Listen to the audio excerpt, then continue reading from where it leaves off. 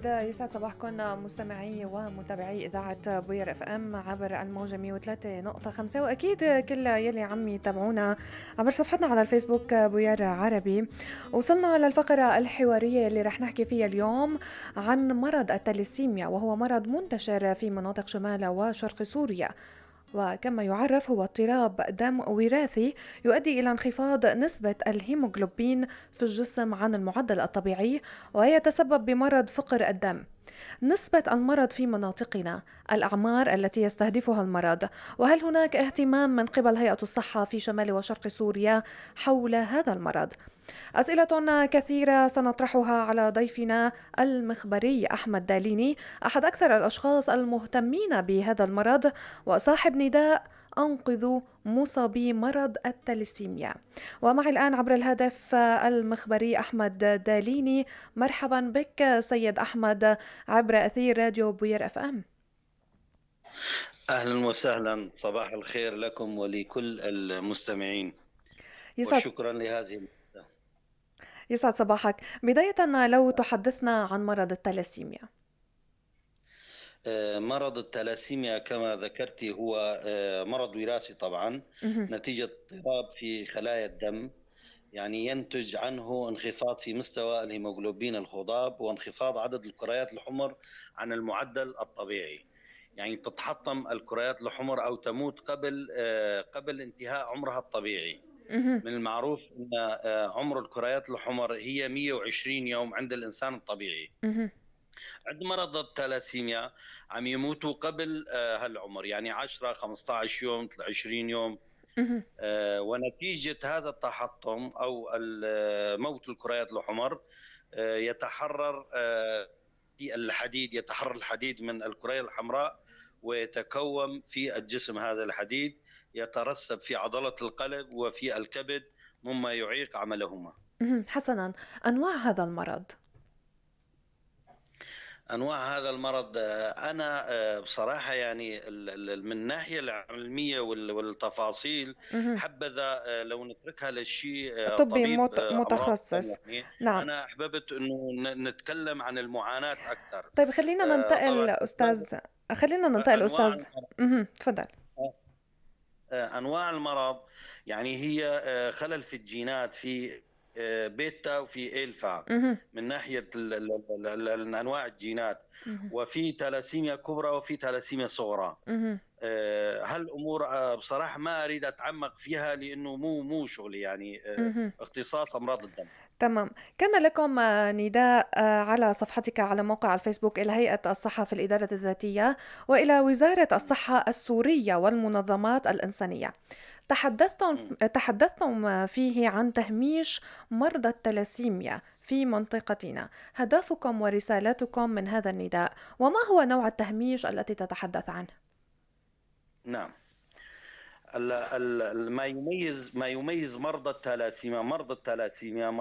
الثلاسيميا عن باقي الامراض مهم. انه يبدا من الاشهر الاولى من الولاده، باعتباره مرض وراثي. مهم. يعني اذا الاب كان حامل لصفه ثلاسيميا والام حامله لصفه ثلاسيميا، يعني مو مرضى، عم نسميها ثلاسيميا صغرى. هاي مهم. الخضاب دائما يكون شوي ادنى من المعدل الطبيعي. مهم. هذا إذا الأب كان حامل والأم كان حامل، في احتمال 25% إنه الطفل يجي مريض، و25% احتمال يكون سليم، و50% احتمال يكون حامل مثل أبوه وأمه.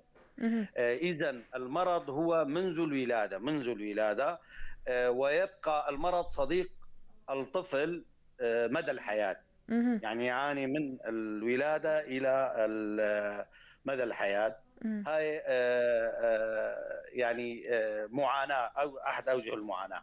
ثانيا أغلب العائلات فيها أكثر من شخص، أكثر من طفل. مهم. يعني في 3 في 4، وأعرف شخص عنده 5 أطفال ثلاسيميا. مهم. هدول يلزم لهم نقل دم متكرر باعتبار الكريات الحمر تموت، مهم. بالتالي يصير فقر دم.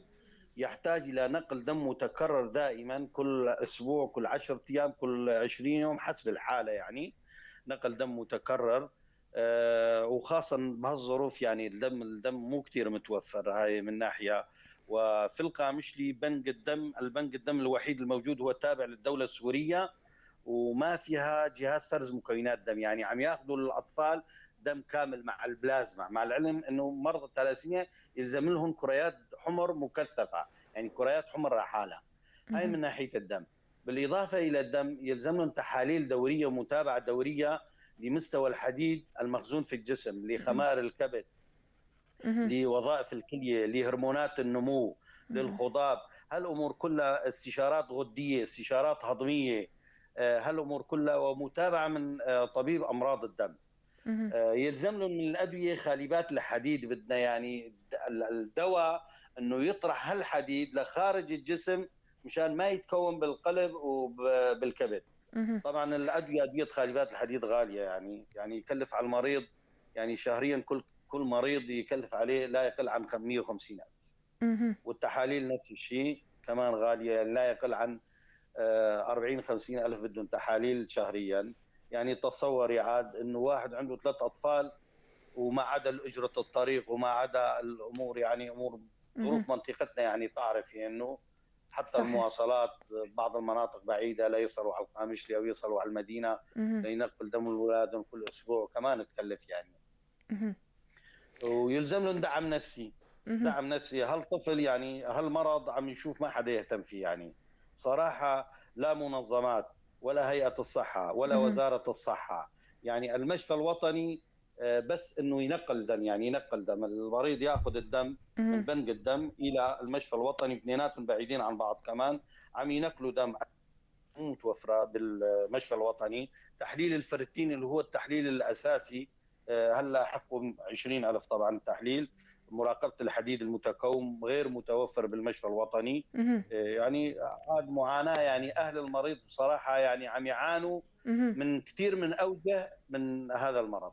طيب أستاذ أحمد، بحكم عملكم الطبي هل تواصلت مع إحدى الجهتين المذكورة في النداء لتلبية احتياجات المرضى؟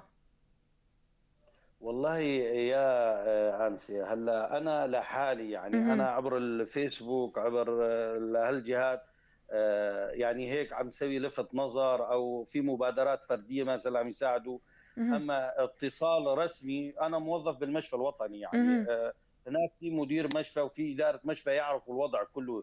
يعني اهم. ما بدها إنه التواصل معهم، لأنه المرضى عم يراجعوهم يعني ويعرفوا وضع المرضى اهم. أكثر مني، اهم. يعني طلب يعرف وضع المرضى اكثر مني. اما هيئه الصحه لا، ما صار تواصل رسمي، لا ما صار. إذا طلبتم بإنشاء مركز خاص للعناية بمرضى التلاسيميا، هل لديكم خطة لإنشاء مركز خاص؟ لطالما رأينا اهتمامكم بهذا المرض، يعني هل لديكم أصدقاء من أطباء ممرضين يعملون معكم لإنجاز مركز لهؤلاء المرضى؟ نعم. مهم. نعم، في الفتره الاخيره نحن مهم. مجموعه، في مجموعه سمينا نفسنا اصدقاء التلاسيميا، أها. وعندنا مجموعه الواتس. أها. عندنا مجموعه الواتس بتضم هؤلاء الاصدقاء، طبعا معدودين يعني على اصابع اليد الوحده مهم. يمكن، او يزيد مثلا شخصين ثلاثه، اقل من اصابع اليدين. مهم. وضمينا اهالي المرضى والمرضى مرضى الثلاسيميا، ضميناهم كمان للمجموعه. يعني بعض المبادرات الفرديه، بعض المساعدات الفرديه في علاج هؤلاء المرضى، في علاج هؤلاء او مساعدتهم، يعني عم نقدم لهم. يعني في شخص بالاخير من شهر شباط، مهم. في شخص مغترب قدم لهم، يعني تكفل انه انا اتكفل ب6 اشهر معالجه بعض المرضى، يعني المتابعه الطبيه من طبيب امراض الدم، في 4 انواع تحاليل تكفل فيهم، اذا يلزم لهم ايكو بطن مهم. ودواء خالبات الحديد ل6 شهور. طبعا هذا مو حل، يعني كمان مبادره فرديه راح تخلص. إيه. قبل صحيح. 2 سنين في جمعيه اسمها جمعيه السراج، مهم. تبنت 52 مريض، كمان نفس الشيء. اشتغلت معهم كم شهر ووقفت كم شهر، وهلا راس الشهر كمان وقفت راس الشهر، مهم. انه عقد ما اعرف خلص يعني. 52 مريض كمان راح ينحرموا، يعني هلا من شو اسمه مبادرات فرديه مو حل، يعني عم تدفع المشكله لقدام. مهم. الحل هو انشاء مركز لمرضى الثلاسيميا اسوه بجميع الدول وجميع المدن، يعني بفلسطين وبالإمارات وحتى الأردن وحتى جميع الدول، يعني فيها مراكز خاصة للثلاسيميا. يجي الطفل اهم، يدخل على المركز، ما يتحرك من المركز، البنك جنبه، الدم جاهز، اهم، مثلا المخبر جاهز، في طبيب امراض الدم، اهم، في طبيب، في مرشده نفسيه مشان دعم نفسي، اهم. في كل ما طبيب غدد، يحتاجه في مريض طبيب تقنيه. التلاسيميا يكون يعني موجود في هذا المركز، هلا نعم. نحن بالقامشلي هلا اهم، عم نسال باعتبار مساله الدم هي مساله مهمه لا يقل عن مساله الادويه. اهم، الدم، بنك الدم الوحيد الموجود في القامشلي هو بنك الدم التابع لوزاره الدفاع السوريه. إمم، لوزاره الدفاع السوريه، موجوده شمال مشفى الكلمه. كثير من المرات يعني باعتبار هلا الوضع كمان مخربط، يعني ما في مثلا انه مثل قبل شهادات سواقه تبع الدوله، او انه طالب الا يروح هناك، او في كثير من الامور قبل كان ينطلب دم، هلا شوي دفاتر عسكريه كذا. يعني الدم صار قليل. كثير اهم، مرات عم بنشر، يعني اطلب دم على الفيسبوك طبعا او الواتس، انه عم بطلب دم لمريض ثلاسيميا. اهم. طبعا شعبنا خير، يعني عم تشوف الماسنجر طن متابع، طن طن اهم، وقتاً يتصلوا. اهم، اقول لهم شمال مشفى الكلمه، يقول ما نقدر نروح على هذيك المنطقه باعتبار كثير منهم مطلوبين العسكريه اهم، او الجيش او كذا. والفئه اللي تقدر تعطي دم هن فئه الشباب اكثر شيء. هاي اهم، مع العلم، يعني خلال البرنامج كمان نريد نتشكر مدير بنك الدم، يعني زلمه ما يقصر، اهم، ومسوي مجموعه حتى على الواتس للمرضى. يعني مريض مثلا تل حميس او مريض بقرى من قرى القامشلي عم يتصل انه دكتور في دم او ايجابي، المدير البنك الدم يرد له انه يا في يا ما في، يا جيب متبرع يا كذا، مشان ما يعذبوا من القريه يجي وما في دم. يعني شوي عم يساعدهم الزلمه حسب قدرته، يعني حسب قدرته بصراحه يعني. اهم. لننتقل إلى بالتالي تفضل. هلا مثلا المريض لما يجي يروح على بنك الدم. اهم، مرات بنك الدم كمان في تحاليل سلامه، في تحاليل مشان التهابات الكبد وغيرها، تحاليل سلامه للكيس. اهم، هن بنك الدم ما يحلوا الا يصير عدد من الاكياس لا يقل عن 30 كيس، اهم، تا يحلوا يحطوا على الجهاز. مرات المريض يحتاج لدم وما في يحلوا مره او مرتين بالاسبوع. اهم، بالتالي بده يجيب الكيس غير محلل. كيس اهم، غير محلل كيس غير محلل، تحليل العامل الاسترالي واي سي في يكلف 17500. اهم، هذا اذا جابه من بنك الدم. اذا الكيس اذا جاب الكيس من برا، يعني احد المشافي الخاصه، الكيس يكلف ما بين ال 40 الى 45 الف تحاليله اهم، وحق الكيس الفاضي وكذا. يتصوري واحد عنده 3 أولاد ثلاسيميا وكل 10 ايام بده يدفع 45 الف عن كل كيس، اهم. يعني صعبه صعب. كثير. مشفى الوطني وبنك الدم كمان بعيدين عن بعض، كمسافه بعيدين عن بعض.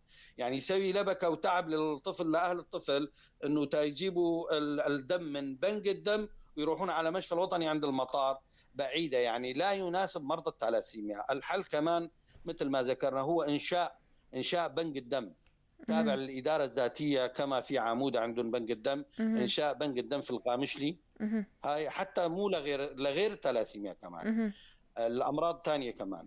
ثانيا انشاء مركز للثلاسيميا، يكون الطفل يفوت على المركز، ما يطلع من المركز يطلع مخدم يعني، اهم، ينخلص من هلا التكاليف الباهظه يعني. اهم. أستاذ أحمد، أوضحت مؤخرا أن طفلا قد فقد حياته نتيجة مرضه بالثلاسيميا. منذ متى وهو يعاني من هذا المرض؟ وهل كانت حالته حرجة؟ وما الذي كان يحتاجه؟ الطفل هو اسمه محمود الهلوش من قريه الحمدي. مهم. يوم الخميس كان عندي هو واخوه طبعا. صفحه القامشلي هالسنه مشكوره قدمت مهم. ل 150 طفل مهم. لباس عيد. يعني العام الماضي نشروا على الصفحه انه مشان الايتام، اطفال اليتامى. انا اتصلت مع الاستاذ ياسر حسين وقلت في شريحه من المرضى هيك، وفي بيناتهم كمان ايتام، يعني في بين مرضى الثلاسيميا في ايتام، وفي بين مرضى الثلاسيميا مرضى السكري، هن ثلاسيميا سكري، في ثلاسيميا التهاب كبد، في مهم. ثلاسيميا معاقين، في ثلاسيميا وضمور دماغي، يعني في هن معهم ثلاسيميا ومرض ثاني. مهم. كان الوقت متاخر، يعني هيك شوي تاخرت انا يمكن بالاتصال معهم. اهم. يوميتها يمكن شيء 20 طفل هن خدموهن. هالسنه هو اتصل الاستاذ ياسر حسين مشكور، اتصل قال العام الماضي انت خبرتنا هيك، نحن خيو كل المرضى الاقل من 15 سنه اهم. نقدر نساعدهم. اول شيء قال 13 بعدين سواء 15 طلع اهم. 150 مريض. نعم. كان عندي اسماء 225 مريض. طبعا نحن عن طريق الصدقات الثانيه كمان عزعنا للكل، يعني اعطينا ل 225 لهلا عم نعطي لسه ما كملوا كل واحد 50,000. الطفل رعد الهلوش ومحمود الهلوش، محمود الهلوش هو اللي توفى، رعد الهلوش كانوا عندي الخميس، اهم. يوم الجمعه الساعه 6 الصبح توفى. اهم. والله انا مزحت معه، ما كان في الطفل شيء، بس ابوه عم يحكي بعث لي صوت انا عزيته، اهم. قال انه شوي تخربط اجت عليه حراره، قلت بدي اسعفه. ما مشينا 500 متر قال بابا اريد انام بحضنك، حط اهم. راسه بحضني وثواني ما كمل دقيقه توفى. اهم. إيه، الله يصبر اهله. الله يرحمه يعني ويصبر أهله. الله أستاذ يسلمك. أحمد، ما هي الحلول للسيطرة أو للحد من انتشار المرض في المنطقة بكثرة برأيك؟ آه هذا يعني هم صراحة ونقطة مهمة هاي، يعطيك العافية. مهم. الحلول هو أولا أنه نساهم في عدم ولادة الطفل. أحسن ما مثلا بعد ما يولد والأهل مثلا يعانوا منه، وحتى الوسط الطبي أنه يعانوا من معالجته يعني إذا في حال أحد والمساهمة. الأبوين يحمل التاليسيميا، يفترض أنه آه ما يتم فيه إنجاب لأنه هو مرض وراثي. لا لا لا، هلا أحد الوالدين إذا يكون حامل لصيفة الثلاسيميا اها. والثاني مو حامل، ما اها. يجي طفل مريض. أها. ما يجي طفل لازم مريض. يكونوا احد الأبوين. هلا احد الابوين اذا يكون حامل اها. والثاني لا يكون حامل، يكون سليم، اها. احتمال 50% يجوا الاطفال سليمين، واحتمال 50% يجوا حاملين مثل الابهات بس مو مرضى، ما أها. يحتاجوا لنقل دم. ما أها. يحتاجوا لنقل دم، بالتالي ما يتكون الحديد بجسمهم وما يتخربط النمو، ما يتخربط هالامور كلها مشاكل ما في، اها. يكون انسان عادي طبيعي يعني. لكن الاثنين ع- الأبوين لازم آه، يكونوا حاملين صفة التلاسيميا. بهذا الوقت ما لازم كل يصير في إنجاب. كل مريض ثلاسيميا، كل اها. مريض ثلاسيميا كبرى يعني اها. يحتاج الى نقل دم نعم. متكرر وبشكل دوري، اها. يعني انه الابوين حاملين لصفه ثلاسيميا، هاي ما نعم. فيها شك 100%. نحن حتى نحد من انتشار هذا المرض في شيء اسمه تحاليل ما قبل الزواج. أها. تحاليل ما قبل الزواج انه مثلا البنت والشاب لما يخطبوا بعض اها. يروحوا يسووا تحاليل ما قبل الزواج. من بين التحاليل طبعا الامراض اللي تنتقل عن طريق الجنس طبعا كمان، اها. وفي مثلا التهاب الكبد البائي والتهاب كبد سي، اها. وبينها رحلان الخضاب. رحلان الخضاب الذي يبين اذا كان الشخص حامل لصفه ثلاسيميا او مو حامل. اها. آه. طبعا هون نحن عندنا بالمحكمه التابعه للدوله محدين مركز لتحليل ما قبل الزواج. اها. ومع كل اسف اها. هذا المركز عم يختم الاوراق بدون ما يسحب دم، بدون ما اها. يسحب دم، يختم الاوراق وعم اها. ياخذوا مصاري من العالم. اها. مصاري، طبعا مصاري مو حق التحاليل تبع الرحلان. اها. هن يتحججوا انه والله تحليل رحلان غالي 40,000، انه خيو ما عم يختموا ياخذوا كم الف اها. بدون ما يسحبوا دم، وعم يكتبوا الاسترالي والاتش سي في سلبي. اها. يعني هلا التهاب انا خيو شخص من الاشخاص بده يروح على هالمركز، أستاذ أحمد، كتبوا له اعذرني بالمختصر لو سمحت، لم يبقى معنا الكثير من بالمختصر الوقت بالمختصر لنتكلم عن بالمختصر الحلول بالمختصر. تفضل. بالمختصر اها. الحلول بالمختصر: انشاء مركز او مخبر موثوق لتحاليل ما قبل الزواج. اها. هذا يحد اذا الابوين اها. حاملين ننصحهم انه خيو لا تنجبوا اولاد او كذا بده اولاد يصيروا هيك. وفلسطين اشتغلت على هالموضوع، وهي ثاني دوله عالميه بعد قبرص اها. قضت على الولادات الجدد من الثلاسيميا. من 2015 لهلا طفل واحد ما انولد في فلسطين مصاب بالثلاسيميا، مرضى جدد ما فيه. هاي نعم. من ناحيه. اها. من ناحيه ثانيه التثقيف الصحي. اها. لازم هالمرضى واهالي المرضى والعالم تعرف انه شلون عم ينتقل مرض الثلاسيميا. نعم. هاي امر ثاني. الامر الاخر هو انشاء اها. مركز الثلاسيميا للتخفيف من معاناه المرضى اهم. ولانه يعني علاج والمتابعه الطبيه باهظه كثير، مو مثل اهم. باقي الامراض. تقديم مريض الخدمات كليه، يعني مريض بشكل مجمل. إيه، نعم، تفضل. مركز ايوه، اهم. مركز يكون فيه كل الامور، من الدم الى اهم. الدواء الى الاستشارات الى الدعم النفسي. نعم. لانه كثير من المرضى انا دردشت معهم يحسوا عندهم احساس انه صايرين عاله على اهلهم، انه نعم. نحن اهلنا ابتلونا فينا. يعني اهم. بعض. ثالثا، اهم. قبول بعض المرضى اللي هلا في بعض منهم جامعيين، اهم. بعض المرضى اللي تخرجوا، ايجاد فرص عمل لهم عن طريق وزاره الشؤون الاجتماعيه التابعه للدوله السوريه، ووزاره الشؤون التابعه للاداره الذاتيه. يعني في شغل اداري يقدروا يشتغلوا، يقدروا يعملوا، يقدروا يدرسوا، يقدروا اهم. هدول كمان. ايجاد عمل كمان، هذا كمان من الامور المهمه. اهم. هل لديكم رقم معين عن نسبة الإصابة بهذا المرض والمناطق التي انتشر فيها هذا المرض؟ بصراحه ما في أها. احصائيات رسميه، لانه جميع المرضى ما عم تقريبيًا، يتعالجوا بمركز. تقريبيًا. تقديريا انا هلا عندي أها. ما يقارب تقريبا صار 230 اسم، اهم. وكل شهر وكل يوم عم يزدادوا، يعني 230 اسم. اتمنى انه راس الشهر ما يصلوا ل 300. كطفل، كيف سيقي نفسه من الإصابة بالثلاسيميا؟ بعيدًا عن قصص الوراثة. الطفل اهم. الطفل مو بايده، الطفل ما يعني بايده شيء معناتها، انه يقدر. يعني فينا نقول في طرق وقاية من الإصابة بالثلاسيميا، والّا إنه ممكن إنه طرق خلص طرق الوقاية طرق هي طرق إنه بس بده طرق يتعالج؟ طرق الوقايه الوحيده هي تحاليل ما قبل الزواج أها. فقط. للحد من نعم. انتشار وعدم هذا زواج، المرض. نعم. وعدم تشجيع زواج الاقارب، عدم تشجيع، اهم. لانه زواج الاقارب لما عائله فيها يعني بعض العائلات اللي فيها ثلاسيميا احتمال انه الاطفال الغير مصابين كمان حاملين للمرض. اهم. لما هالعائله هاي وهاي فيها ثلاسيميا وعم يتزوجوا من بعض، اولاد عم واولاد خالات واولاد نعم. كذا، تزداد نسبه الاحتمال بالاصابه بالثلاسيميا. نعم. كلمة أخيرة توجهها عبر أثير إذاعة بوير اف ام للجهات المعنية. أولا نشكر الإذاعة هذه اللفتة وعلى المساهمة في التعريف بهذا المرض. اهم. وأنادي نداء إلى الإدارة الذاتية بإنشاء بنك الدم، باعتبار بنك الدم فيه للدولة، إنشاء بنك الدم